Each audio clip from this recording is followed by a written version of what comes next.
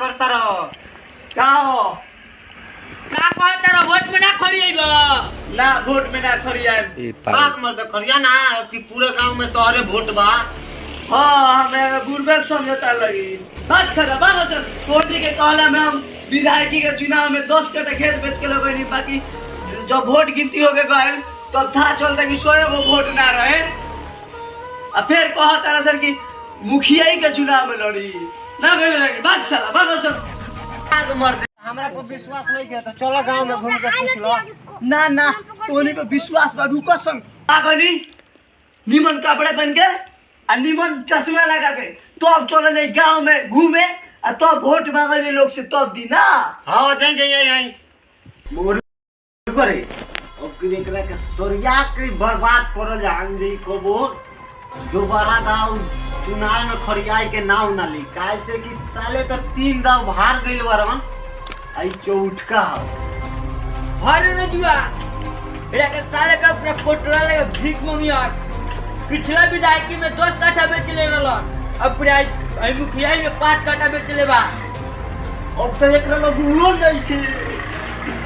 अभी के मानी तो मजा आई अपनी दुनी को भाई है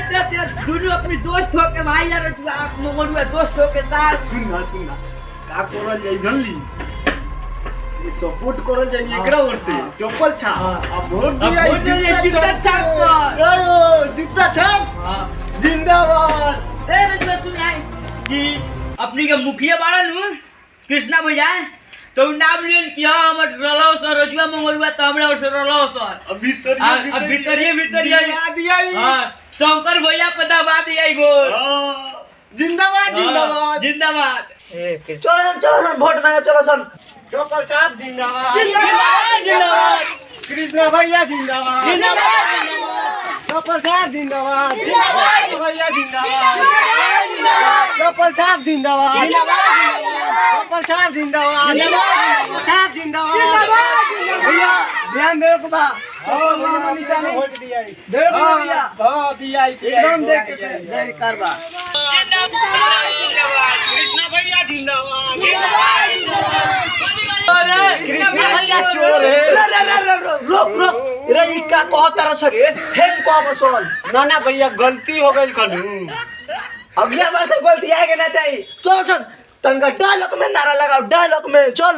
चप्पल छाप जिंदाबाद जिंदाबाद जिंदाबाद चप्पल छाप जिंदाबाद जिंदाबाद जिंदाबाद जूता छाप जिंदाबाद जिंदाबाद जूता छाप जिंदाबाद जिंदाबाद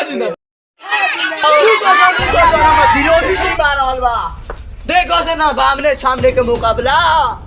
जूता गोल में गया ऊपर भोना जीती तोर का मुंह में कहा से तो जीत जाई देख अगर जो हम चप्पल छाप जीत गए तो तोरा का चप्पल के माला पहना चप्पल के अगर जो हम जीत गई नी वही समय वही टाइम में तोरा का जूता के माला पहनम जूता के शॉट लगेबे शॉट शॉट लगाओ शॉट लगाओ पहनाएम नु अब पहनाइए ठीक बा हम जीत गई तब तू हो पहनाइए हमारा के डायमंड ठीक बा तो ठीक बा चलो चल जूता छाप जिंदाबाद शंकर भैया जिंदाबाद जूता छाप जिंदाबाद शंकर भैया अरे काहे नहीं का चल रहा सर तू का सोचे तरी रे मगला वोट मांगो अपनी हो बात सही कहते चल अपन चल नारा लगाओ से नारा चप्पल छाप जिंदाबाद गली में शोर है कृष्णा भैया मेरे कहला में खड़ा कर दो चुपचाप होगा ना पूरा होगा को सुन ठीक बा चली नमस्कार बैठ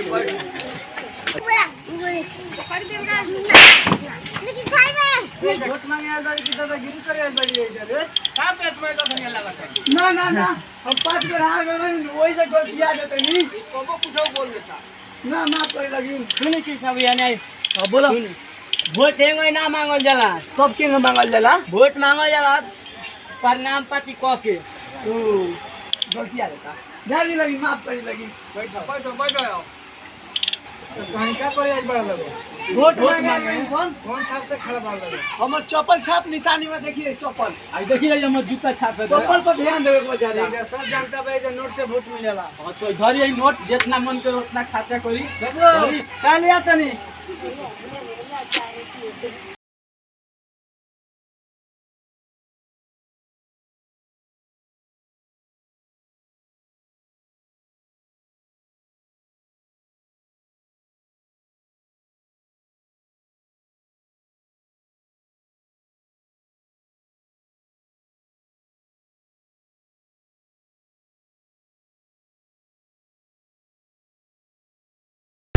का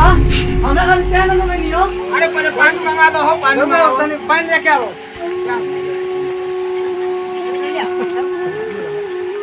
ये लोग चाय पिए पानी पिए ए महाराज पार्टी नोट कल बार रुआ खालिए वोट मांगते हैं चाहिए खालिए वोट ना मिले जे नोट से वोट मिलेला का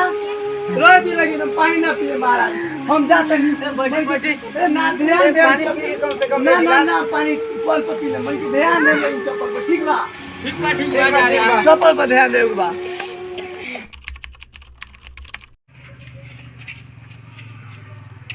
यहाँ मेरे दोस्तों आपका मेहनत सफल हुआ। जूता छाप भारी मतों से विजयी हुआ और चप्पल छाप हार गया। तो खुशियां मनाएं और